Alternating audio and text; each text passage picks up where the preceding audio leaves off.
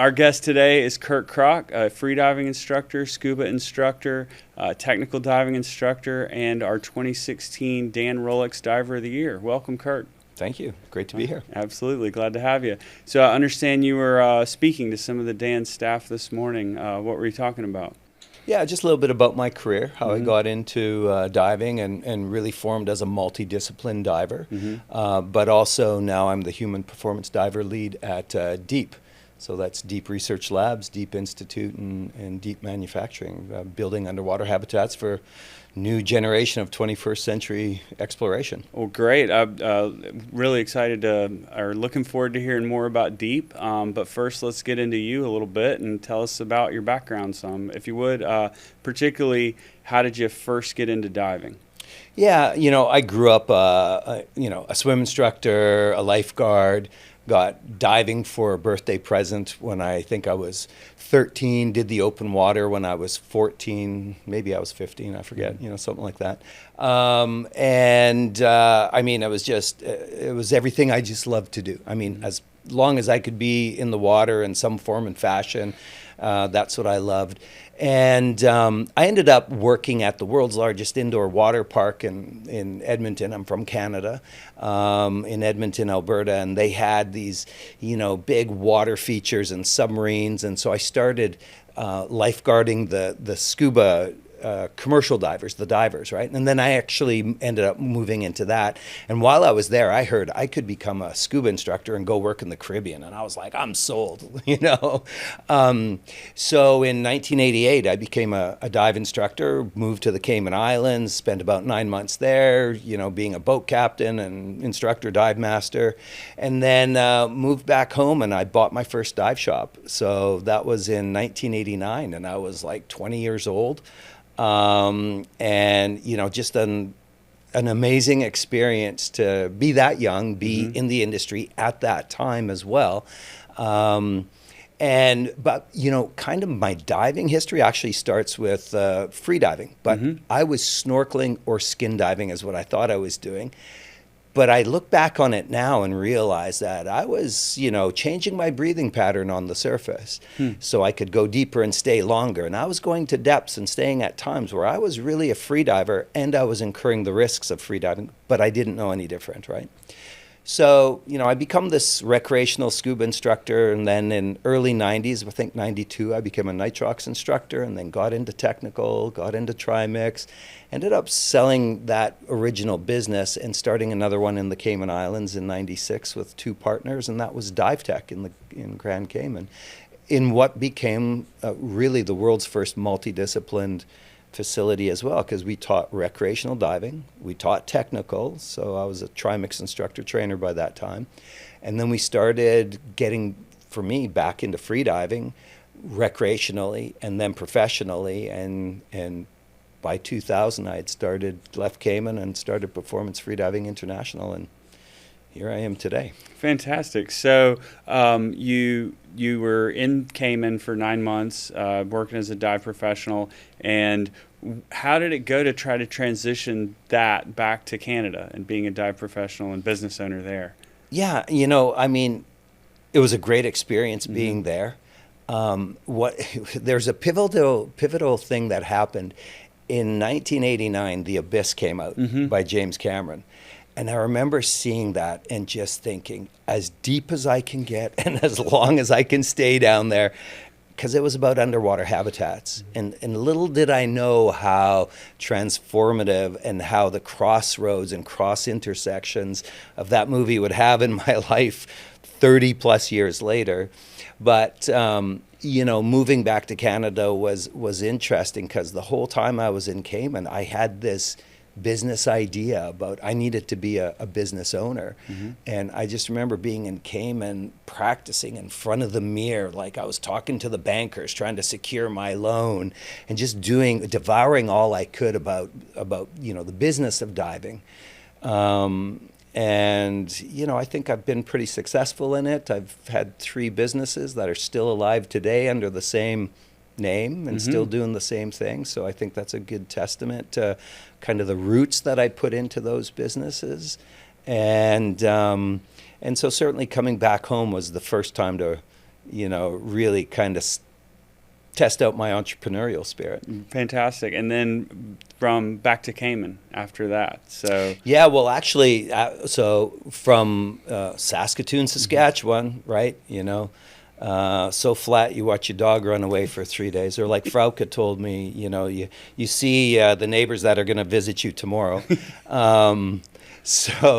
What was interesting is just I sold that, and then I moved out to Vancouver because I was getting into technical diving in a big way. And a friend of mine who I'd worked in Cayman previously, he had just secured the franchise rights for INTD Canada. Mm-hmm. And I was training under his tutelage, and he invited me to become one of the directors and business owners in it. And so I ended up, leaving that business, selling it to my partner, George Mueller, and he runs the diving center to this day. And looking at, so moved out to Vancouver to get more into technical diving. And after about 18 months, I realized that, they didn't need a third partner. And there was this opportunity that just opened up in Cayman. And the opportunity was the Water Sports Association just approved nitrox for divers, but not for instructors or dive masters. And I thought, well, that's kind of backwards, mm-hmm. if the people doing most of the diving. Right. But I thought, at least the door is open. And so that's when I moved back down to Cayman with a friend of mine, Dan Hodgins, and him and I partnered with another person and started Dive Tech. Good deal. And so you had, gotten really involved in the dive industry as a professional, as a business owner. But at some point, your journey started to take you a little bit away from scuba and more toward free diving. Can you talk about that? Yeah, while I was in Cayman, and so this is the mid to late 90s, we started supporting, and I was free diving at that time, really getting into it on my days off. But we had a professional free diver, a record holder, come down and we supported him and his wife and some other people in a world record he was doing. And then, took a class, and during the class I was taking notes on my computer, and he's like, "What are you doing?" Taking notes. And that ended up turning into one of the very first manuals. And then ultimately we all kind of went our separate ways after designing a complete educational system, standards, procedures, manuals, videos, the whole thing. But we ended up parting ways. And when I left Cayman, I just kind of redesigned a whole new program, because by the time I left, I had already trained two people, Brett Lemaster and Tanya Streeter, to a national and world record each, and I could see there was this future for freediving. Because the interesting thing was this, is that there was no gatekeeper in freediving like there is in scuba. Scuba, you want to learn it, you go to the dive shop, you earn your certification, you have to prove certification to get on the boat and rent your equipment and get your gas fills and all that.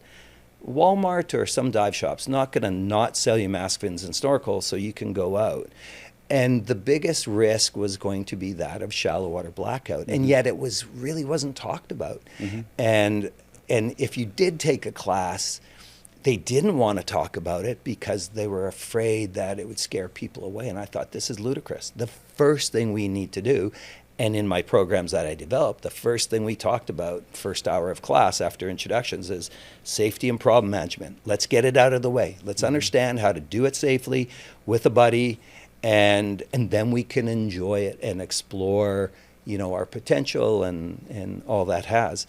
So, it was just a pivotal moment into really bringing safety and problem management and an awareness to it into what I hoped would be a change in the culture and attitude in freediving, which was largely around spearfishing at that mm-hmm. time. And spearfishing at that time, early 2000s, if you ask someone, do you freedive with a buddy? They're like, oh yeah, I freedive with a buddy all the time. And what they really meant was they shared the boat ride out, mm-hmm. and before the anchor even hit the bottom, they were jumping off like the boat's on fire and going to explode, first in, first fish. So they went in opposite directions, hey, how you doing? Yeah, good, and that was not good enough for safety. Mm-hmm. Because I looked at the fatalities that were happening, and it was like, well, I saw my buddy hit the surface, so I figured he was safe. Or I saw my buddy within 10 feet of the surface. And, as we know now, the the largest amount of fatalities due to hypoxic episodes in freediving happen within first 10 seconds of being on the surface, the blackout, within about your first 3 breaths. A lot of time your buddy's looking you in the eye and giving you an okay signal the whole time they're having a problem. So I really started to develop the protocols of how a buddy system is done, and what constituted being a proper buddy. And so, and that meant one up, one down. That meant waiting 30 seconds. That meant having proper recovery breathing, meaning the 6 most important breaths you're ever going to take in freediving are the ones at the end recovering, not the ones beforehand. And that what were the key indicators that your buddy is recovered. And that meant pink lips again. Oxygen is back, cerebral blood flow. They're cognitive. They can recognize the okay signal, and they've got motor control. So that just became that impetus into developing safety culture around breath holding. And for that, I was awarded the Dan Diver of the Year Rolex Award for, first freediver for it, but largely to my dedication to seeing safe freediving and breath holding. Absolutely. So it's really exciting to hear how, freediving, that emphasis on safety is something you really brought to freediving as it was being standardized and as training was being standardized. Of course, we still have a lot of people participating in freediving without formal training. You mentioned that lower barrier to entry with freediving, which is wonderful, to bring more people to the water. But, I think I'd be remiss being a Dan podcast host without asking you a little bit if you had a, succinct message for people who had dabbled in freedived informally, but maybe didn't quite understand the safety implications of one up, one down. Could you give a quick overview of like the standard of safety for approaching freediving in a safe way? Yeah, absolutely. I mean, the number one thing is you need to do it in a buddy team. The other thing I would emphasize to it is getting proper training. And it's understanding, what is correct and what is safe and what isn't, and how do you work in a buddy system, which is just simply enhancing and sharing your experience to begin with. And the advantage is you have this, this person who has your back. That being the most important thing is the training, because in the training you learn the do's and the don'ts. You learn the recovery breathing. You learn what makes up proper safety for your buddy. And then as you progress, and this is the interesting thing about freediving, we get a lot of people who, I know my body, I'll know when to stop, I don't push myself. All of the things to, try and mitigate having to dive in a buddy team. And especially it's a problem with spearfishermen because they think a buddy is going to scare away the fish, or they don't have that freedom. When actually, if you look at the most successful predators, they're pack hunters, wolves, orcas, things like that. So, I mean, if you're harvesting, your food, doing it in a team is also an advantage. But there's that safety advantage that's there as well. So it was really just kind of changing the culture and the ideas behind how we go about and dive. And so that was important. And then as you progress as a freediver, for those people who are saying, I know my limits, as you adapt as a freediver, pretty soon you get to the point where things become more comfortable. But that means you're getting more time, which means you're using more oxygen. So there's very quickly as a freediver, we can overstay and override our ability to withstand the lowering hypoxic levels of oxygen that we're going through. So, I like to tell my students, and my instructors emphasize this all the time, just accept the fact that as a freediver, at some point, if you practice it long enough, there's a better than odd chance you're going to experience hypoxia to the point where you're going to need your buddy's assistance. And it sounds really bad, but it's very simple to take care of. And you just follow simple protocols, and you can have a wonderful, lifelong, love affair with breath holding and exploring the environment in a different way. So it sounds like when you went from, focusing on scuba to really diving into breath hold, you started out thinking about safety a lot. You transitioned quickly into coaching people to achieve really impressive feats. And so I wonder what do you think led you to that cutting edge of freediving and to being able to coach people and obviously yourself as well, reaching impressive depths, staying underwater for a long time? What drove you to that cutting edge of freediving? There's an aspect where I've always been about wanting to share my passion, right? And my passion is for water, be it fresh, be it salt, something to see, or lunar landscape like a lake. I've just wanted to always share the experience of being underwater. And if there's something to see, even that much better. And so I think as I got into freediving and there was this sport, there was the capability of measuring yourself against other people, but measuring yourself against yourself. Mm-hmm. Every time I go out and freedive, I can do a better freedive. I'm not saying that I'm doing deeper, farther, longer, right? Time, depth, distance. But I can go and do a dive that's maybe shallower, but it felt more comfortable. Mm-hmm. I felt more in tune with the water. My warm up, my diving reflex, where I feel, I like to describe myself as a sugar cube dropped into hot water and just pretty soon you become water, right? Those things can be better. I can have a better, dance with my partner from a safety and a dive system back and forth. So I really like to share that. But the competitive side also allowed this ability to better your performance, right? And so I loved sharing that. And that's ultimately, I tried to compete several times. But I found that I was also the safety and the coach and set up the system and break it down. So just like any other athlete, you love it to be about you. And what I was really good at was giving myself to my people and providing them the best system and atmosphere in which for them to perform at their best. But to be able to do that, number one, you have to have the safety covered. So I would create this really conducive, safe environment where they could let go.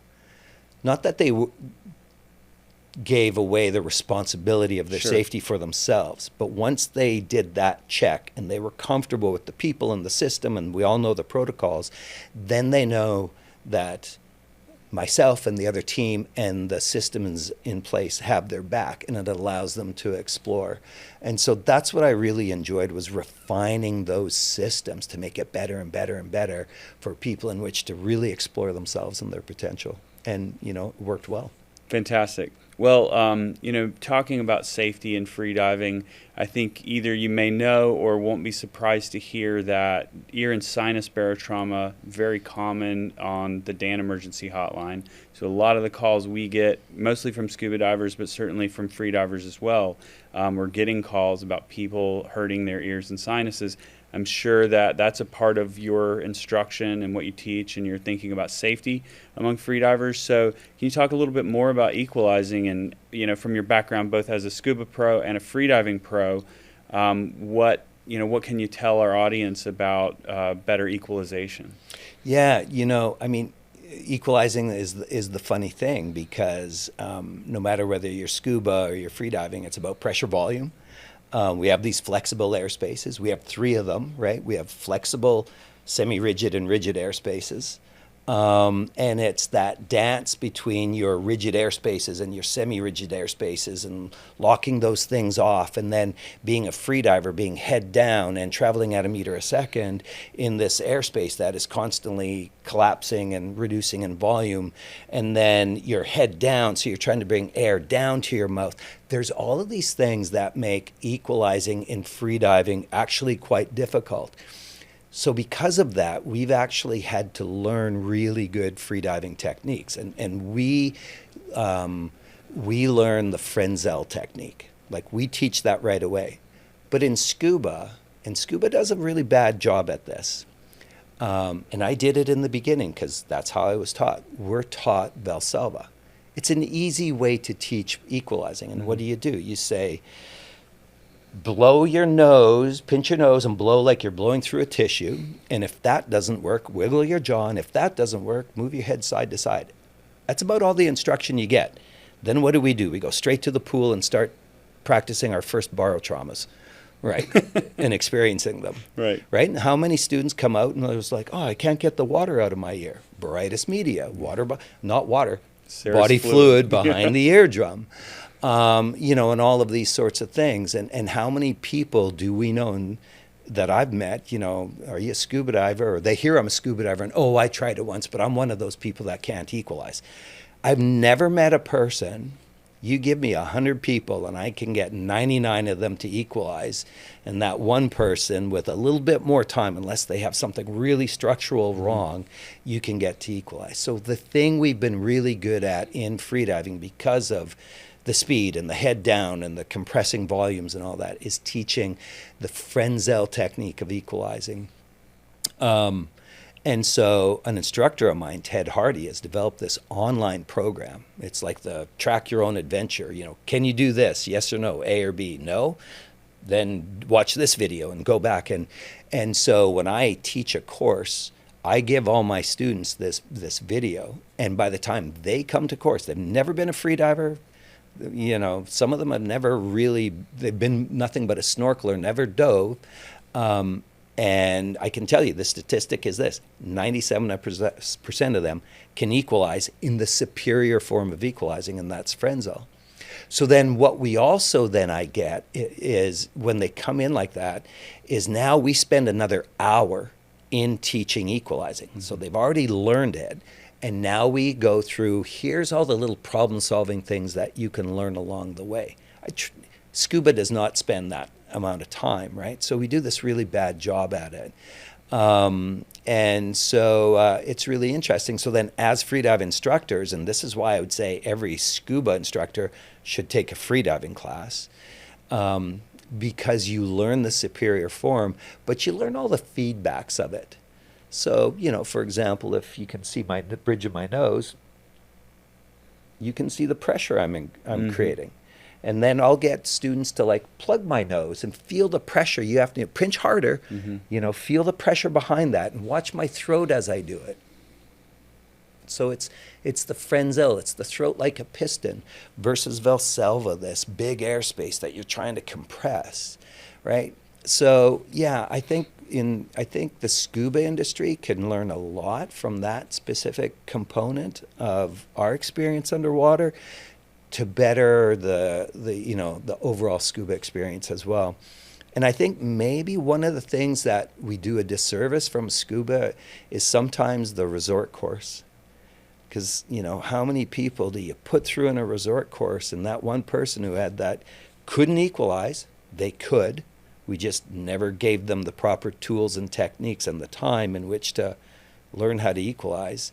And then, they have this experience of having a problem with their ears, and they go and tell 20 people, whereas the guy or gal who had the great experience, they told a couple, but you have the bad experience. So I think in some ways we maybe do a disservice to the industry in that regard, of really not knowing effectively how to teach equalizing.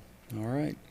Well, earlier you talked about refining systems and that sort of being something that you brought as a freediving coach. And, of course, you also mentioned your work at Deep, so I'd love to get into that and hear.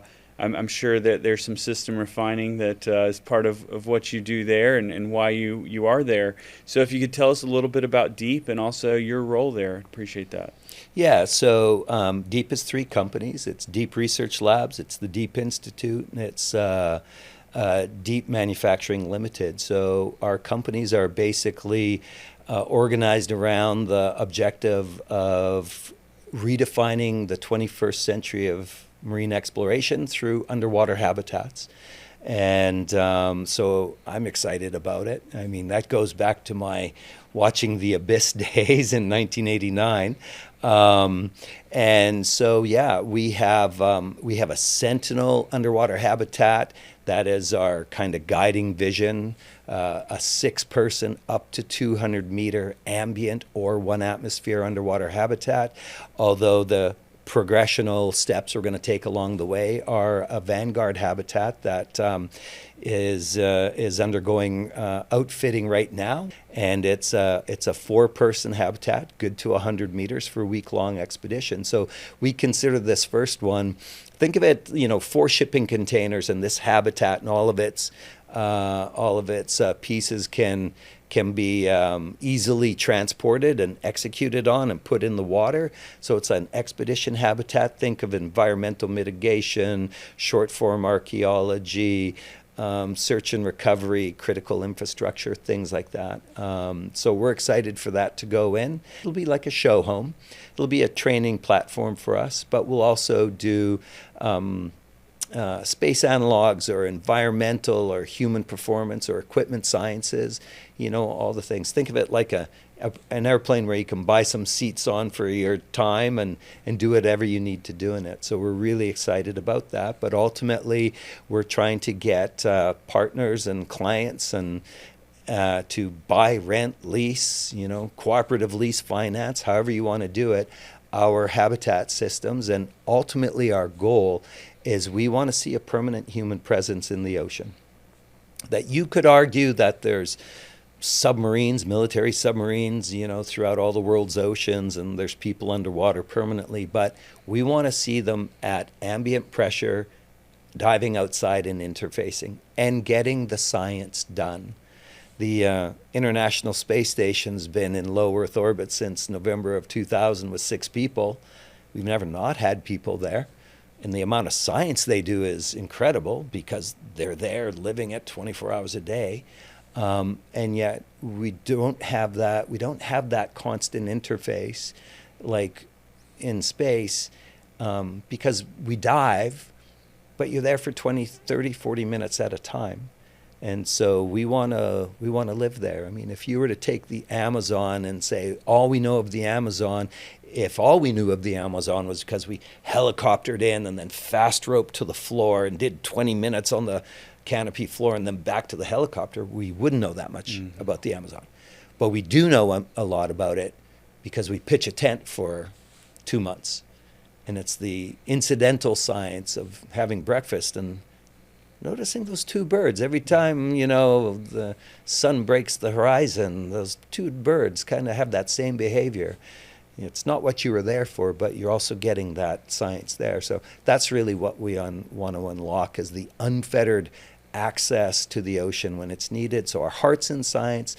We do understand that it needs industry participation as well. So yeah, that's our mission, and we're excited about it. So Kirk, I understand you've developed the idea of technical freediving. What is that, and how do you use it? Yeah, so I'm a purist freediver, right? 1 breath of air from the surface. But very early on, I mean, in my time in Cayman, I'd often wondered about what about using oxygenated mixtures. So there's a whole history of how I got into it, but really by the early 2000s, I started experimenting with the idea of high and low oxygen mixtures.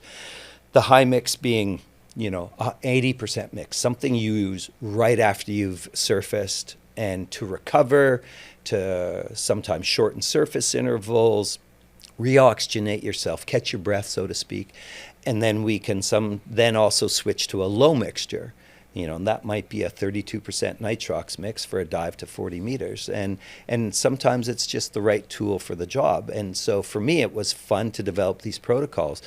But the right tool for the job, for example, a really easy one was when Hollywood came calling. And I've done a number of jobs in Hollywood, Mission Impossible and Suicide Squad, Tom Cruise, Margot Robbie, and then obviously James Cameron and Avatar: The Way of Water. And we utilize technical freediving, these oxygenated mixtures with the cast and crew. And it was just, number one, we used it to remove really the risk of hypoxia. And we would use a 50 or an 80% nitrox mix. But it also helped recovery. And, a typical work day of James Cameron's there is 16 hours. There's no break if you're in the water. You're working straight through. So they're long days and there are lots of repetitive dives. But we did in LA alone in 2.5 years over 250,000 breath hold dives using technical freediving, a 50 or an 80% oxygen mixture. We went through over 1,500 bottles of 80 cubic foot bottles of nitrox. And our biggest scene had 26 people underwater at one time. And some of our, we were in 5 to 10 meters of water, and we would average 2.5 to 3 minutes, although we had some scenes that were 4.5 minutes long. Sigourney Weaver, she was 69 at the time, and she had this really active scene where she's, if you remember her character, kind of like orchestrating squid to go into a wreck, and that scene was 3+ minutes long. And so it was just a really interesting way to enhance safety and enhance performance. But other than Avatar, I've really loved to do the expedition side of technical freediving. And for the second time this past March, myself and a team of 6 of us, and then Sherry Ferguson from DAN, as the principal investigator, just looking at the procedures of technical freediving and doing 2D echocardiograms to see the effectiveness of it, and really just another tool in the toolbox for freedivers to use when they need that tool and to get the job done. Kirk, I understand you're the human performance diver lead at DEEP. Can you tell us a bit about what that job entails? Yeah, so I'm a multidiscipline diving background. So recreational scuba, technical, breath hold. I've done commercial, light commercial work before, worked with the military a lot, teaching a breath hold special operations or breath hold survival program. So with DEEP, in trying to create underwater habitats that at 200 meters that you could dive from a rebreather in saturation for month-long or longer expeditions, we want to open that up to a diverse group. I mean, the current group doing saturation diving like that is pretty small, right? And it's very focused kind of on the oil and gas and military aspects of it. And so by opening up to a diverse group, for example, a marine researcher, let's say, who wants to be there and doesn't want to have someone else do the collecting for them, and they can tread water for 15 minutes, they can swim 400 meters, they can snorkel 800 meters, and they're medically fit. What is the training path that they could go through to eventually be at 200 meters on a rebreather in saturation doing their own science? And so that's ultimately what the DEEP Institute is setting up for. We will, in the immediate, work with high-level rebreather divers and move them into saturation and habitat diving. But ultimately, we also want to be able to cater to I don't want to say entry level, but just focused and interested groups. Mm-hmm. And so that will be what the DEEP Institute does. And my goal is in trying to do that. My specialty is human performance in the diving realm. And I work with Liminal Collective as a human performance or as the performance advisor. And it's about human performance, which is optimizing the individual. And sometimes in diving, optimizing the individual first means learning how to learn, right? I don't know about you. I mean, as an instructor, I was taught how to teach, but I don't ever remember being taught how to learn. Right. So we teach you how to learn. And then it's the typical things that we think in human performance, which is, your nutrition and your exercise and psychology and all of those other things. But what optimizes you as an individual for you to get ready to do something that is, really requires a lot of your mental, physical resources and your desires and, objectives of what you're going to do. So that's my specialty, is to really get that foundation started in the human performance as it relates to diving before they then move into the more technical realms of technical diving and rebreathers and ROVs and submersibles and habitats and saturation. Mm-hmm. Well, the skills you're describing having to implement here certainly sound relevant for military applications. And you mentioned earlier some work with the military. Could you tell us a little bit about that work? Yeah. myself and a partner, Craig Gentry, we have a company called Aquatic Survival International, and it's really the vehicle for us to work with different militaries. So we work with 9 special operations groups from 3 different countries, teaching a 5-day program, which is a breath hold survival or a breath hold special operations program. Militaries are very much mil-spec, right? This piece of very specific equipment in this way of using it, which is all great until the equipment fails, if you had catastrophic failure. So imagine on a rebreather, on mission, and you have catastrophic failure, you have to go back to your normal ability, your talents. And you have to be able to problem solve. And so that's the idea of breath hold survival, is on breath hold in worst case situation. That means high metabolic rate. That means you could be caught on an exhalation. And you have to have, 1.5 to 2 minutes of problem solving time. Now, you could hold your breath past that 2 minutes, but the urge to breathe becomes so intense, you can no longer problem solve.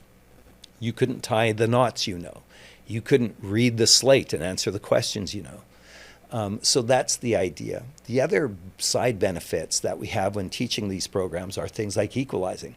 The military does an equally bad job at teaching equalizing, or simple water awareness, right? So making you the whole of the diver, not just the scuba diver.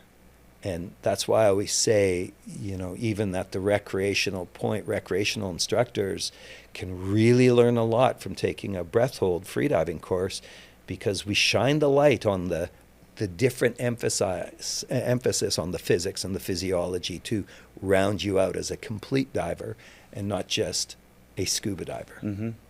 So you've talked about your work in human factors and human, is that right? Human performance. Human performance. Yeah. So you've talked about your work in human performance in recreational diving, military diving, diving for films, and of course your work with deep and underwater habitats and human performance there.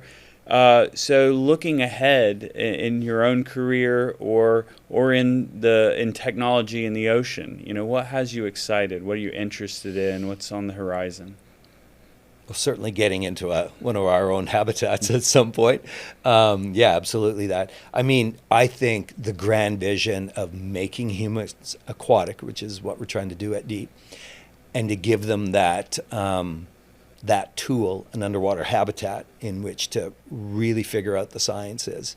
That's what I'm excited about. I mean, our habitats are in the 200 meter to the surface zone, the mesophotic epipelagic, right? The deepest light functionally does something. It's also continental shelf. Mm-hmm. We know how to dive that zone. But what's interesting about that zone is in that 200 meters to the surface, that's where 97% of the ocean's biodensity and biodiversity lives. Yet we know less than 20% of what lives there. So if you're aware of the Ocean Census Program, they're trying to find 100,000 new species in the next decade, which is incredible. And, those new species are new proteins and new DNA.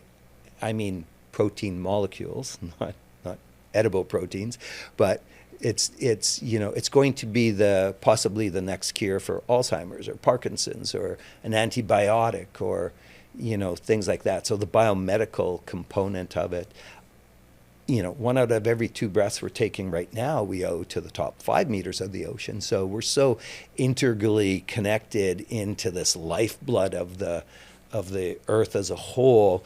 And yet we know so little about it. So it's time is due, and we need to put people there who can, do the science 30, 60 days at a time, and not just little snippets of exploring it at time at a time. Very good. Kirk Krack, thank you so much for joining us. It was a pleasure having you on the podcast. Thank you. It was great.